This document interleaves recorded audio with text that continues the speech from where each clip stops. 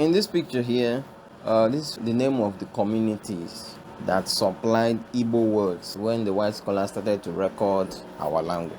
These are the name of the communities that contributed the Igbo words. We have Mbofia. Mbofia is Ohafia today. You have Elugu, Ngwa, also Okwa, Ondoke.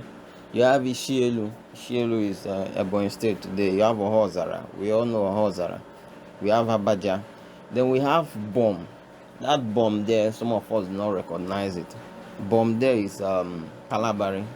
That is the name they were burying before.